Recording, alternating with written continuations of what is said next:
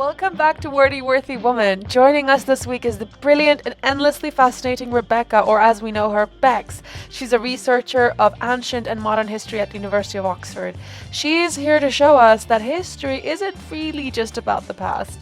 That is for sure. Together we're going to dive into so many different topics: performance and the crisis of masculinity, the construction of ethnicity, spectrum of gender and identity, all of that, including how ancient thinkers like Emperor Julian still echo through today's culture wars. Bex will help us connect the dots between the classical world and the chaotic universe of social media influences such as Sprinkle Sprinkle Lady, Just Pearly Things, Andrew Tate, Alex Jones. I can't keep up with all of them anymore, but you know who I'm referring to.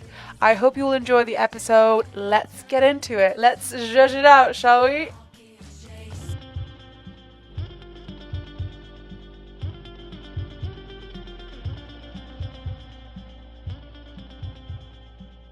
Well, we haven't really had a historian here before, or anyone to talk us through masculinity as well as sexuality. So this is honestly such I'm so excited. It's such a privilege to have you on to talk up through your thesis and your work. I just, as an initial starting point, as a historian, how have you gravitated towards this subject? Like, did it find you? Did you find it?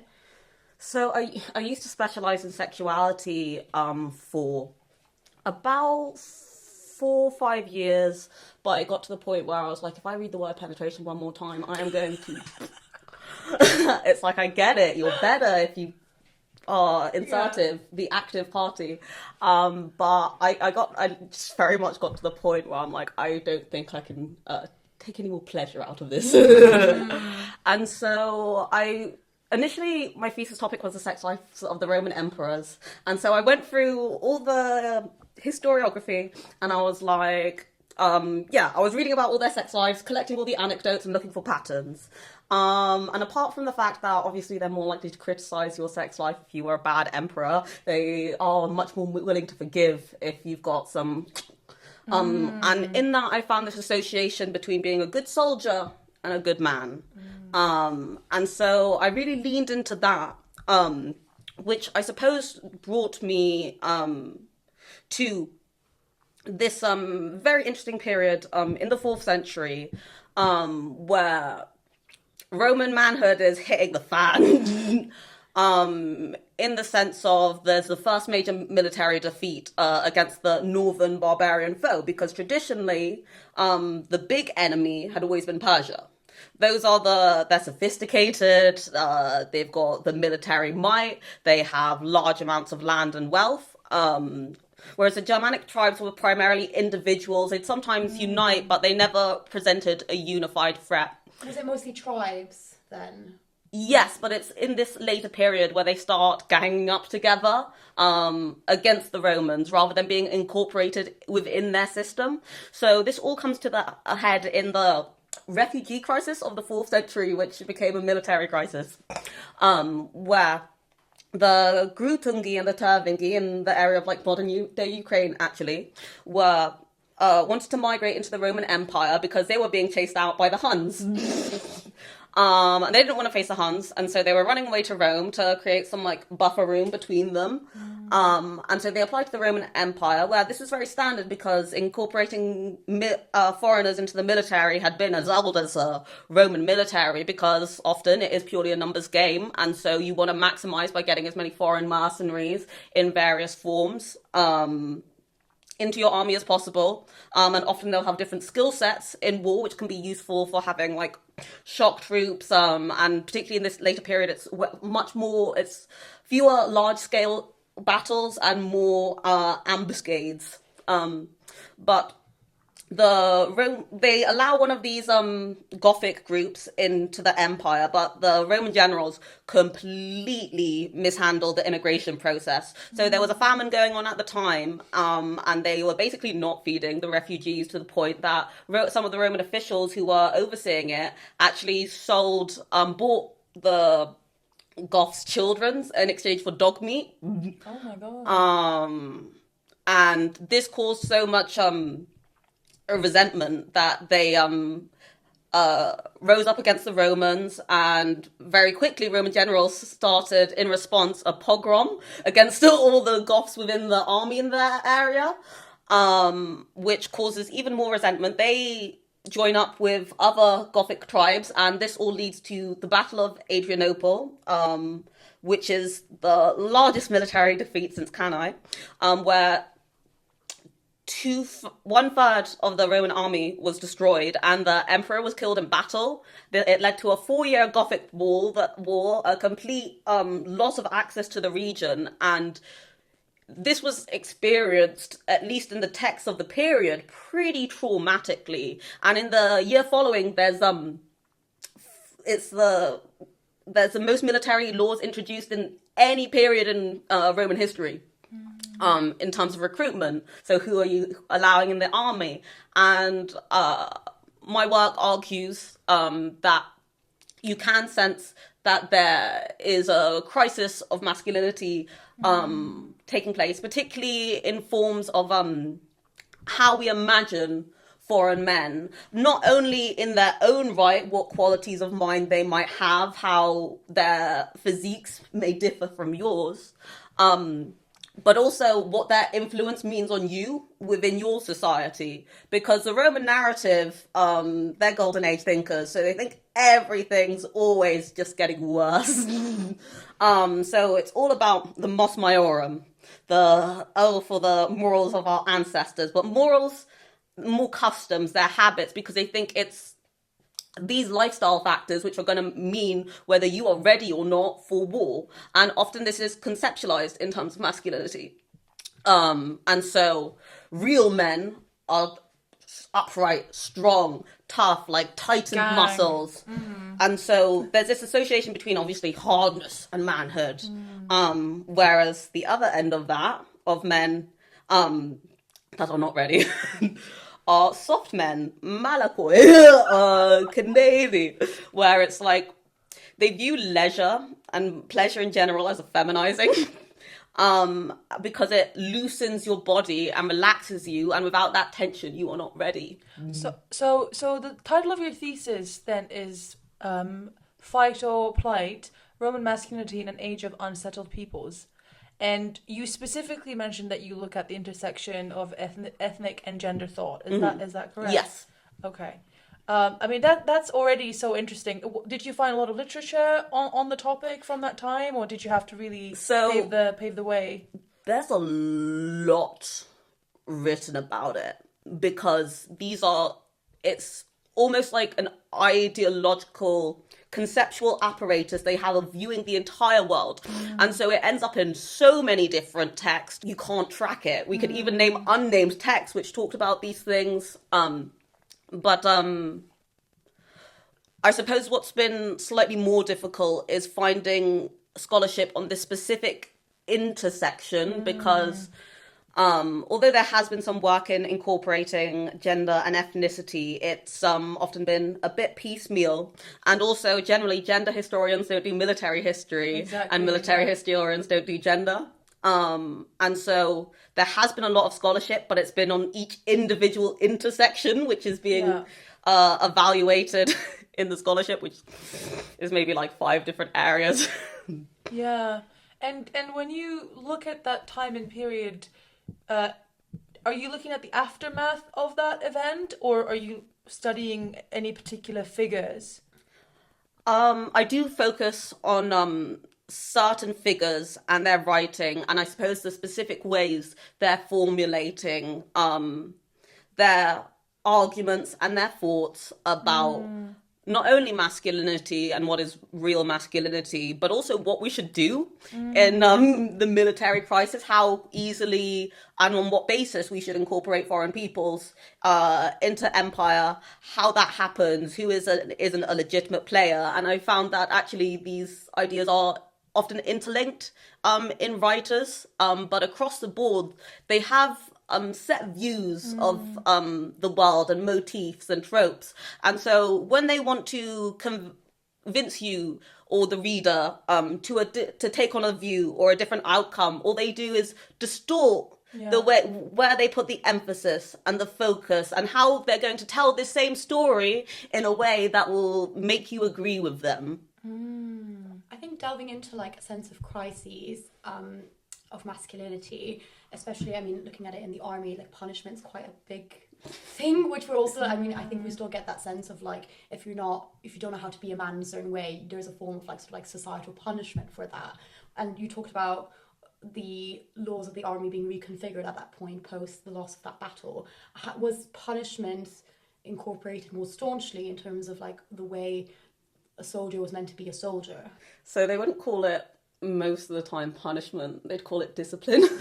I was gonna say What's they the probably difference? called it like training or discipline or Like cultural assimilation. yeah. So discipline is the standards by which you hold your soldiers up to in response to conflicts or breakdowns in discipline. So obviously some standard ones would be like to decimate or centenate the soldiers, so you kill 1 in 100 or 1 in 10. Often the way they discipline them is taking away their luxuries. So no mattresses for you, no seasoned food, send all the prostitutes out the camp. Like we've got to tighten this up, boys. This operation. So those were considered luxuries then? Yeah, but realistically, the impression that we get when reading these texts, even if allegedly there's like these harsh laws against them, is that they don't want to lose the men. And so there's this fine line, because it's like they can't push too hard because the soldiers have their own mind. And so this balancing of morale and the leaders want to be liked by their soldiers, if not also feared. And so this fine balance between keeping up the discipline, but also having a cohesive unit. But really, in practice, what we hear overwhelmingly from the Roman sources is that the soldiers had an easy ride in terms of how much they were actually legally punished, because they were sent to a separate court. So in terms of it's quite interesting. Like law is one thing, and an implementation of that law is a complete other. Yeah. And when you talk about masculinity and discipline, in your thesis, you also talk about performativity of that masculinity. What do you mean by that? So performativity, in the sense of, one, I suppose there's some, the one which more people are familiar with is that they're playing a part. They're doing certain acts like in order to convince other people of their manhood. So not sleeping in too much. Waking up super early, being moderate with your diet, exercising a lot. Honestly, it's I all these Instagram videos are coming to my mind. All the men being like, wake up at 4 a.m. Oh, I was literally thinking my 4 a.m. routine. Yeah. I think it's quite like becoming. I don't know. I constantly see content about like the 6 to 9 before your 9 to 5. Yeah. It's just like, God. It's like, what do you mean? I thought you're sleeping at that time. Criticizing effeminate people to police the boundaries. Yeah. Because manhood is a status, not something you're born with. Not everyone gets to be a man, particularly given social and economic factors. So they would refer to slaves throughout their adulthood as boy or like a pueri. That's also most likely why they would castrate them or that's a specific type of slave, a eunuch. yes. This is one of the things they view to be corrupting Roman morals from inside out, the influence of eunuchs in court circles, because they don't trust them, because they don't... Yeah. But was that also to punish them and to feminize them then? It wasn't to punish them. It was just a different category of slaves. Yes. Okay. Or even person, because you're not really considered as, a gender at that point, really. It wasn't a punishment at all, and in fact, like a lot of eunuchs would do really well in court socials, sometimes be the most powerful people, bar the emperor, and so this is why they hate them. Oh my goodness, wow. Because of like the political power they would gain. Yeah, because they're jealous. I mean, I kind of knew this. Yeah, like when you read history or even watch popular TV, I don't know, Game of Thrones, like there are people who achieve great success coming from that background. Also, it's a symbolic, if such people are at the top of the social hierarchy, it's a symbolic death of manhood. But often, at least a lot of the medicine they understood manhood with, because they thought that semen is the force that masculinizes the body. They think men and women's bodies are different in lots of different ways, but one of them is that the women produce more blood, but in men, as in Aristotle, blood is rarefied into semen, and that this in itself masculinizes the body, and so they have a bit of a no-fap movement in at least 5th century monasteries. 5th century no-fapping. So the monks would compete with each other to see who could go the longest. Also, eliminate nocturnal emission, because they don't know if you are like consenting in your dreams. And so if you want to seem holy above holy, as also with the most medically masculinized body, they'd do things like fasting, sleeping very little, all of this has made a comeback. Sleeping with a copper plate against your member so that nothing can, no essence can be lost. Stop. This is some guy on TikTok right now, like taking notes. I think Galen did a lot of his observations about how he's theorizing how this works all in the body by looking at a lot of vivisections where they cut open an animal to see the insides and how they work. Dissections. He'd compare castrated animals to non-ones, and this is how he made science. You also mentioned Alexander the Great. What part does he play in all of this? So this is about Pan-Hellenic identity. Yeah. So this is about varying ways of how you conceptualize what is your group. So conventionally in Greece, they're all fighting each other. Aristotle says mournfully, which to be fair, I'm unsure as yet whether this came before or after Alexander's conquest of Persia, because it tells you how much bootlicking Aristotle is doing, who was his tutor. But he said, if only the Greeks could be joined together in unity, then we could conquer the whole world.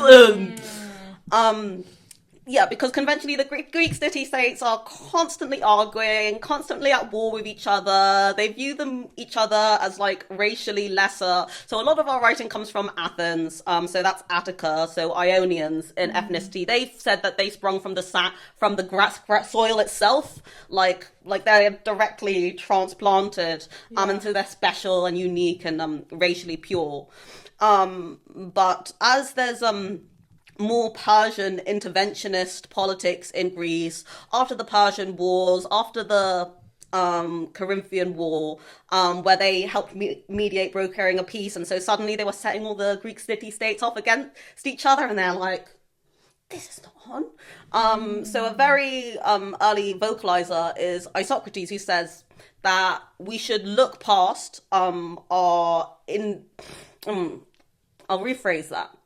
We should look past, even though he thinks that ethnicity is valuable, and he argues that his Athenian people should in fact lead the crusade against Persia, that we should view as Greek people who share in Greek culture, that this is what unifies all of us. So forget your ethnic categories. The important thing in defining who is and isn't a Greek is the mastery of their culture. And so Alexander of Macedon, his mother was a Greek, his father was Macedonian, which is an entire another ethnic group which the Greeks would traditionally look down upon. But unfortunately for the Greeks, their history is largely of being militarily conquered by other people. Despite, obviously, there are two types of people in the world, Greeks and people who want to be Greek. And they hold this attitude forever, still. Even today. 100%. When people have been looking out for Christopher Nolan's casting for his next movie, the Greeks are up in arms. Because they don't want to feel that being a militarily inferior people, basically since the 5th century, BC, they don't want to feel like that impacts their manhood. And so they redirect it into culture. It's like our mastery of culture is what makes us controlled and real. Not like that barbaric masculinity where they're big and hulking and aggressive. We have self-control. We're that perfect little Goldilocks masculinity between effeminate, debauched Easterners, which is how we describe people who are more cultured than you. One way of looking at and it. the brute, hulking Northern Europeans. And then this is how they were able to claim Alexander the Great as their own, because he mastered the Greek culture. Yes. And he also saw part of his job as something of a civilizing mission. Or like a culture ambassador. Something like that. In today's terminology. Yeah, it's based on conqueror culture ambassador. Yeah, he PR'd it like that. He's just sharing Greek culture. He's so enthusiastic about No it. colonization there. No. And from this comes your argument about ethnic performativity as well, then. So, I gave earlier the one aspect of performance, which is that you're playing a part. You're like an actor and you're using different gestures and symbols to inform your performance. Another is it comes from language study. So performativity in the sense of it is being enacted in the doing. So when you say that I promise, or someone says I do at a wedding ceremony, that act is making the action take place. In saying I do, you are creating that thing. So in the same way, the way we understand ethnic qualities and what constitutes the meanings attached to it is one which is enacted in people's actions constantly. It's like every person's life is a argument of why they should fit into these categories. Or how. And what that means. I'm quite interested in when you talked about sort of the idea of like cultural assimilation, and I think you can see it a lot happening when sort of victorying people win in a military battle. The idea of like trying to integrate sort of land into your own. Was that a factor in sort of setting up sort of a cultural idea of what it was to be a man? It depends on the man, because there are some writers from incorporated peoples that are more critical of Romans than others, or more accurate. Assimilation assumes that it's a one-way interaction, which I don't think is fair, given that the Greeks and Romans are taking knowledge and cultural movements from all over the world. That's in fact why they say their culture is deteriorating. But that's not seen as an assimilation because of the power dynamic, but it's a two-way borrowing. Whereas some more directly just want to buy into the systems of power. Or appropriate, really. Yes, or they'll present their ideas in one way in one context and in another way in another context. You very much get the sense when reading these texts and seeing how these authors present things, these are really manipulative people. So what I think is even helpful for today is when you read someone's argument, you should think, what do they want me to do? Believe and do. So I think in evaluating modern day gender politics, when you're seeing what someone says real masculinity or femininity is, often that's a direct reflection on their socio-economic ideals. And I think also, like, when you're reading these texts, like, I think your notion of truth sort of has to take a sidestep, because you're reading one person's perspective on the situation and not necessarily, it might not be a truth for a lot of people at that time. So how do you, does that impact your approach on the way you sort of, like, look at this information? So I suppose it's about you can note patterns across what people are saying, how far it carries on, but it's all about how people are either according or altering these norms and ways of thinking it. And so I suppose to avoid generalizing, I focus very much on the specific of each person and interpret how they are interpreting this and how that fits in with what other people have said. You mentioned Emperor Julian's emphasis on simple, rustic, masculine virtue. Now, this concept seems to resonate with modern audiences once again after however many thousands of years.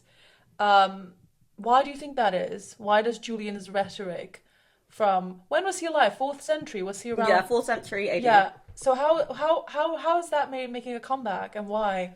So, broadly speaking, one of the things my thesis explores is that culture is associated with femininity. Not necessarily because women are more cultured, but because men want to invalidate men who are more cultured, more worldly, more sophisticated, more educated than them by calling them effeminate. And so you have this principle of inversion. So often what is described as feminine is not in reference to women at all, but it simply means not men. So when something is described as effeminate, you can often just mirror it, and that's what they're trying to say about men. So interesting. I'm just having like flashbacks because growing up, I would hear people say, oh, men who are, men of knowledge or work in academia or cultured, they're not as good in the bedroom as men who are like firefighters and policemen. And I mean, shout out to like all the a real firefighters. man. Yeah. And this is like because it's a bridge to being cultured, and then other men wanting to kind of say, oh, those are not as good as we are, to make themselves feel better or more superior. Well, there's often this association of masculinity with primitivity, and that culture is just leading to the decline of masculinity. Masculinity is often thought of, obviously it's something that you can gain through economic status, through being on top of various either social hierarchies, family hierarchies. Masculinity is often associated with the primitive. In general, you kind of see this in modern times as so this archetype of the caveman. Yeah. Someone who doesn't need culture to define them. Yeah. Or like sits outside the boundaries of like sort of like culture or like or society. Like you don't need to be defined by a lot of these things to like be, a masculine man. Well, also there's an association with masculinity and simplicity. But I mean, again, like simplicity in like what terms? Because nothing's ever quite so, simple. Is it like not shaving your armpits if you're a man? That makes you more manly then? Or not shaving your It's legs? funny because so many men wax now. So they have a lot to say about body hair removal. So they think that body hair is something inherently masculine, that the natural heat which defines the male body, because men are hot and dry, women are cold and wet. But they think the inner heat that produces this blood also produces body hair. And so a lot of Stoic diatribes particularly compare a man's beard to a lion's mane. They also think it's the way that the gods gave to man to distinguish between men and women. And so to shave your beard is undoing this natural variation. They also don't like it because it removes age distinctions of because they think it's men trying to look like young boys. Often to get women, which they're like, why are you trying to sleep with my wife? What are you shaving for? Also, depending on the extent of body hair removal, one of the things which Seneca said, which is interesting, is he compares different types of orators. And he says, like, to explain two different extremes between Attic and Asiatic oratory, one shaves his legs, the other doesn't even shave his armpits. And so shaving armpits, at least to Seneca, was within the normal range of masculinity. Okay, yeah. So there's still that was still rules at play. Yeah. Often beards, depending on the time period, can be associated with national resistance. This was the case in the 3rd century with the Gallic revolt. And And also Greeks, they're like my philosopher beard. And also, I mean, the intersect between body hair or hair in general and power is very much sort of like interlinked. Wouldn't you agree? It's also subject to fashion. So Alexander the Great, boy emperor, very famously didn't have a beard. But this is sort of part of his boy genius appeal. Broadly speaking, as well, the southern Mediterranean were more negative. North Africa were more negative towards beards. But they did say they were more effeminate as well, generally. There you go. I mean, I sometimes look at today's culture, especially around, like, I think recently I read the news that some state in the US is trying to ban boys in schools, boys having long hair and girls can't have short hair. I don't know, Utah or somewhere in the US. The Mormons. I don't know, maybe something, one of those states. It would make sense with Mormons because they do believe that priesthood holders should have like kept shorter hair, like no wild colours. But this is the interesting part, because if you look at United States founding fathers, they had like long curly hair with ribbons on it. It wasn't even their own hair most of the time. Specifically with Mormonism, they have this very clean cut, almost like corporate like appeal. I do believe that missionaries do have to be clean shaven. Yeah. Whenever I've seen Mormon missionaries, they've always been very well kept, but they've also been like 18 or 19-year-old boys. They have to wear suits. They've got to have mass appeal, you know. Yeah, but like it's interesting because they kind of romanticize the past, but then when you look at the past, it's not exactly what it is today.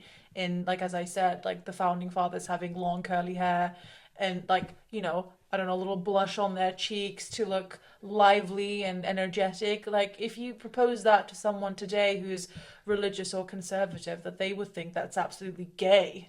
But then also people are getting hair transplants now wearing toupees. So it's, I mean, we're still existing in a sense that we're operating, or like beauty cycles are forever, you know, cyclical, and our ideas of like fashion haven't really changed that much, or because they were operating to like higher symbols in a sense. I think men's fashion has gone to shit. Oh, I agree. I mean, men's fashion is like, I think like I kind of miss like the formalization of like the suit. I miss when heels were men's fashion. Oh god, I mean even in the 70s, like bring that shit back. Big heels.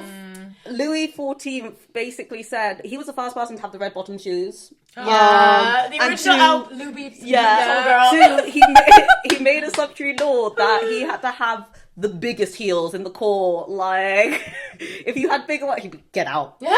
Never come back. But also, it was like heels were again very much linked with power in that situation. Well, they were associated with the manliest men, warriors, but they were also Persian because the heels were originally saddle for horse riding, so that you could do archery while on horseback. Yeah. While being like locked into the saddle. That's true. Yeah. It's so interesting. I've been reading articles recently, and this is, I guess, not too much towards interlinked with like masculinity or men, but basically the argument says that in times of like financial difficulty, higher heels become more fashionable, and we're talking a lot about how fashion cycles are really informed by socioeconomic factors as well. Do you see like elements of that in, you know, antiquity? So often they'll introduce sumptuary laws in the face of crisis because this is a way of controlling consumption, because a lot of what we would view as like military or economic failures, the Romans would have viewed as moral failures in terms of the corruption at the individuals at the top. It's not systematic. It's they're corrupt, they're immoral, they mishandled it this way. They want someone to blame.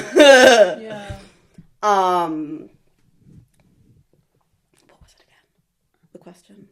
Oh, the heels being linked to economic circumstances. Yeah, so like when you look at fashion cycles. Oh, so they introduced some laws into Rome in 416.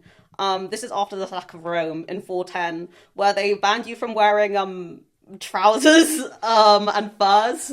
So it's like, don't wear the victor's fashion style. No long hair, no bootsies, no fur, no trousers. Don't be a cultural traitor right now. Wow. That's I suppose there could be like a reifying aspect Yeah. there in the That's sense of propaganda. like, because it could be one, don't buy into the victor's culture, but also Romans wear the toga, barbarians wear the trouser. And it's also limiting So it's- consumption as well of those products. Yeah. But it's essentially like clothing and how you presented yourself was very much like political as well. It still is. To this Yeah, day. yeah, 100%. Like even in the Middle East in like 60s, 70s, 80s, people who had a mustache, like you immediately knew their political stance, more or less. And if you wanted to be like an Islamist, then you had a full-on beard. And if you wanted to show that you're like a monarchist or support the West and, I don't know, have that kind of capitalist vibe, then you would be a clean-shaven man. Like, yeah, it's interesting that it's always been that way. Yeah, I mean, it's sort of like an element of like self-identity that we can control. Like we have the ability, well, not a lot of people do, obviously, but when you have the ability to control your dress sense or like make sartorial choices, you can use those to make a political statement about what you stand for. And obviously, like when you're limited in terms of that with like, if you have limitations imposed on you, your self-expression, you can't really actively say anything. Well, the appeal of moderation and of like this self-control of like dressing more humbly than you need to, is the status that comes with that is predicated upon you being wealthy but choosing not to. Mm-hmm. Because if you don't have access and you dress a certain way, that's gonna come across a very different way to I am choosing to wake up at 4 a.m. and only eat apples for my success. Yeah. Rather than I am really poor and I've got to get up at 4 a.m. to work and I'm eating apples because my life is a mess. Yeah. And how can we understand the sudden popularity? I mean, it's not really sudden. It's been in the works for at least, I think, a decade of figures like Andrew Tate, Jordan Peterson, Alex Jones, I don't know, even like Tommy Robinson, really. Yeah. And I mean, we often think about it as like the rise of the far right, but do you think there is more to it than just that? Have these figures sort of emerged because there was a crisis in masculinity. And I mean, we are witnessing obviously like suicide rates at the minute are highest predominantly like between, is it like 25 to 35-year-old men? I might be wrong within that age statistic, but it is like at an all-time high for single men. And men sort of, are they in crisis right now? And this is how like a lot of like these alt-right figures have had a grasp on them. So I think there's a few things going on here. One, we have this golden age narratives where at the moment people like to look back at this fantasy middle class 1950s where domestic abuse doesn't exist, but that families can be supported by a single income. And I feel particularly at the moment there's this fetishization of a regression to this ideal. So like no 50-50, sprinkle. For women more so, but men, I feel they've been given so much mixed messaging about what it is to be a man, and they just want to be given simple answers. I'm all...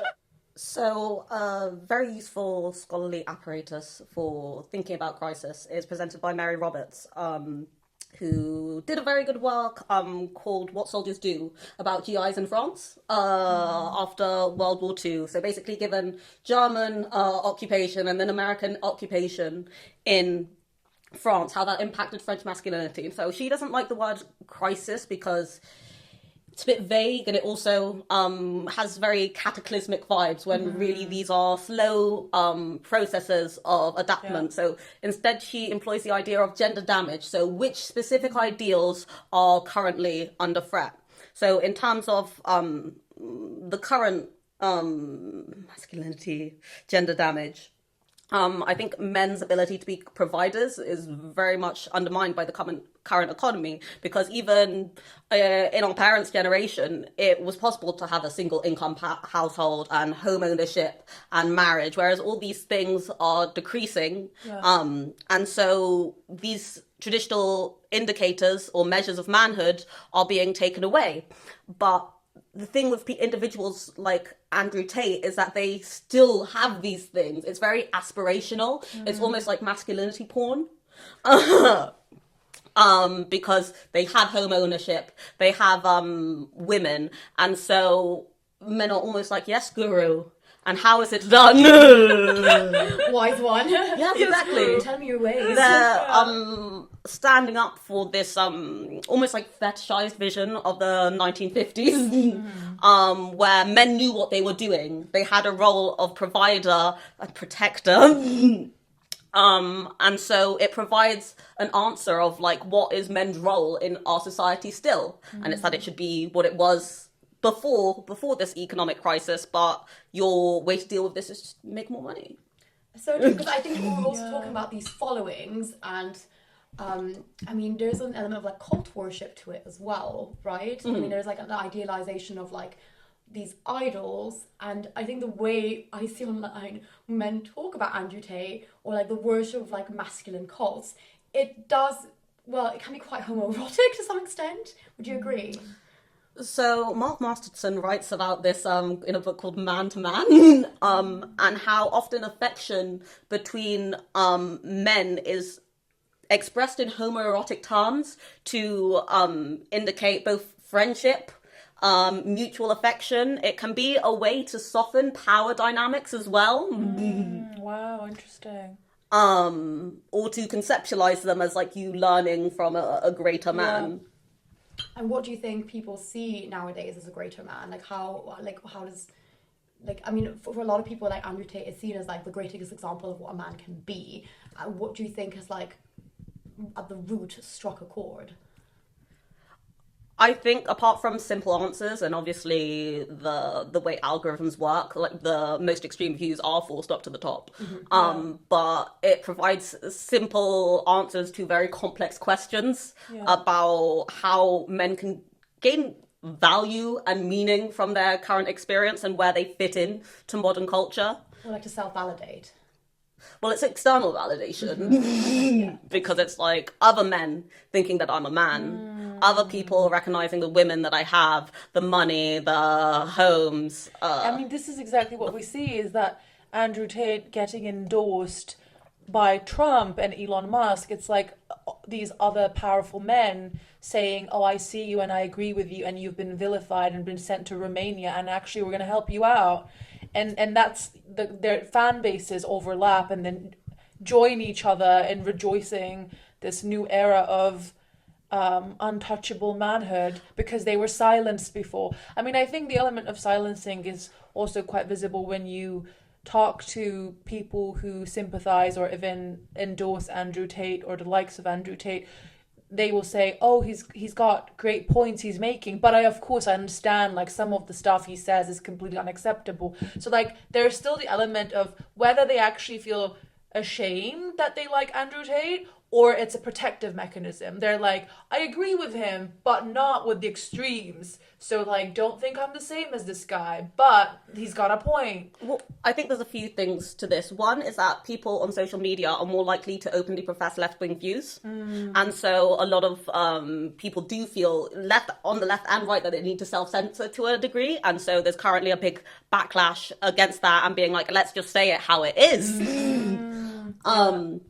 Also, I think part of the appeal of Andrew Tate is this reaction against women's social elevation, because when men had the idea of manhood is one inherently tied to decline. So one of the questions one of my supervisors added to a historiography exam a few years ago is masculinity always in crisis?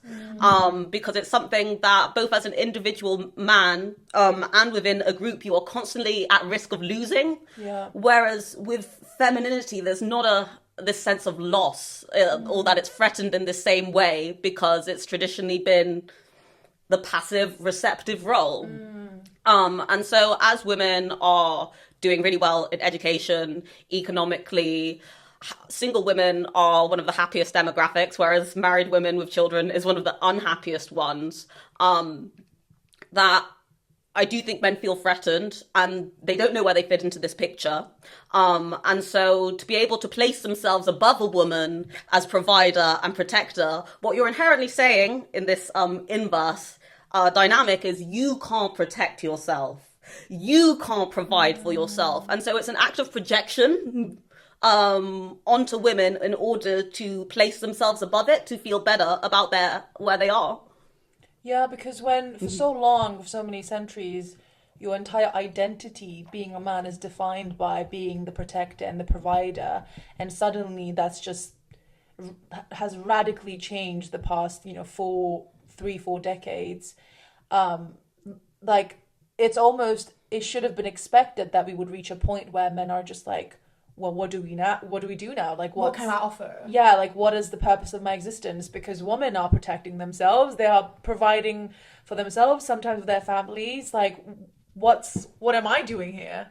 Why am I not special enough? Yeah. Well, a lot of men do feel invisible. Yeah. Because I think there can also be a view of envy for the attention that women get just by nature of existing, which you even get online in the far right feminine discourse. Is that masculinity is about doing, you constantly having to prove yourself to other people. It's attainment, whereas femininity is just being, existing in your divine goddess element. I think a lot of people make the argument, but hence from that women have it easier. Like, obviously I don't agree with that sentiment. Like, what are your thoughts about that? I think men often don't think or legitimately empathize with women's experience, and so they just evaluate women based on the things which they don't have. So this is attention, compliments, caring from strangers, this nurturing that women not invite but are openly given. Yeah. Which are all things which like men could do with, but they don't. Well, they do without, yeah. Yeah. What do you think would make for, a better man? And cease to exist. Oh, so, gosh. I think often the ideals of being a good man and being a good woman are often pretty similar, actually, in that being able to support yourself and others, being able to be a provider and protector and nurturer. Decent human being. Yeah, and so I think maybe looking beyond what do I need to do to be a good man, of what do I need to do to find meaning and enjoy my life? Because the confidence and security you have when knowing who you are, what you're doing, what you're about, will make you seem like a more manly anyway, in my perspective. We've talked a lot about these new wave of masculinity in crisis figures, but what do you think about the woman or female influences who've also entered the space? You've got the rise of like the trad wives. Or like even, trad wives are interesting. I think it's like an interesting concept because most of the more famous ones don't actually explicitly spread any sort of political ideology. Agreed. It's more like, oh, here only I implicitly. am. Yeah, only implicitly. But it's like, here I am cooking for my 7 kids and my husband. With my Aga oven in the background. Yeah. Yeah, but then you have other figures like the Sprinkle lady and like Hannah Pearl Davis. I think she goes by the YouTube handle like Pearly Things, where they are a bit more like out there, economically involved, or kind of endorsing the gold digger lifestyle. The Pearly Things girl is always like, your husband should be your priority. Like, this is how you find a good man who will keep you. And then turns out she's not married herself. Like, what do you know, Pearl? But like, do you know what I mean? Like, it's what is this a pick me energy that they're giving? Is it like what would you? Well, I call think this? at least distinctly with Shira 7, it's like a don't pick me, because if you don't, someone else If will. she's like, if you can't afford me, don't pick me.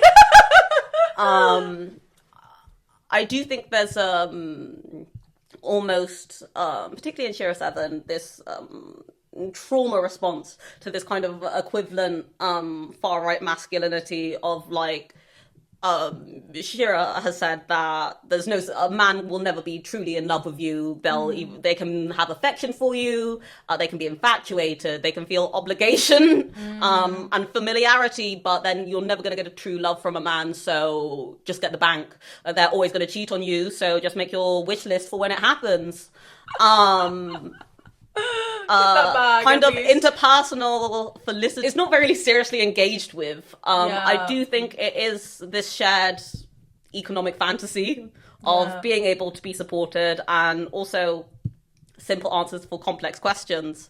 In terms of, I do think though it's still very external it's still very dependent on external validation.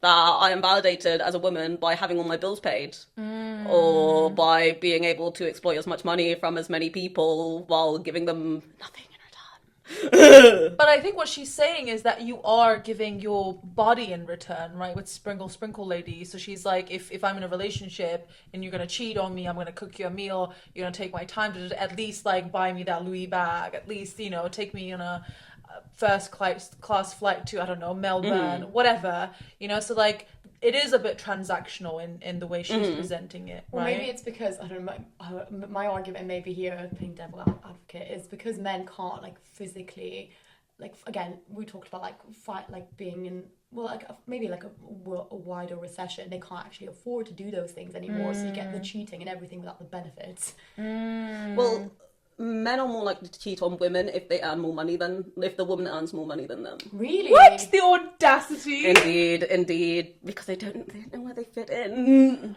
Oh, poor little things.